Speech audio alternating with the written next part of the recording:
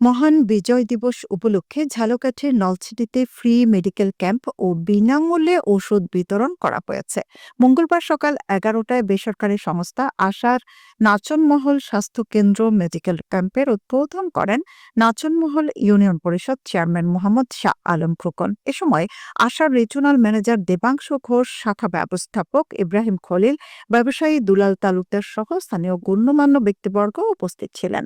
দিনব্যাপী আয়োজিত এই মেডিকেল ক্যাম্পে বিনামূল্যে চিকিৎসা সংক্রান্ত পরামর্শ, ডায়াবেটিস পরীক্ষা, ফিজিওথেরাপি সেবা প্রদান ও রোগীদের ওষুধ বিতরণ করা হয়। ফ্রি চিকিৎসা ক্যাম্পে রোগী দেখেন আশার health care centre in-charge Nusrat Jahan. এ বিষয়ে আশার শাখা ব্যবস্থাপক ইব্রাহিম খলিল জানান, আশা কর্পোরেট সোশ্যাল রেসপন্সিবিলিটি কার্যক্রমের আওতায় বছরে কয়েক লক্ষ মানুষের স্বাস্থ্য, শিক্ষা, ত্রাণ, শীতবস্ত্র, স্যানিটেশন সেবা প্রদান করে আসছে। এদিকে গ্রামীণ অঞ্চলে আশার উদ্যোগে বিনামূল্যে চিকিৎসা সেবা ও ওষুধ বিতরণ করায় খুশি আগত রোগীরা।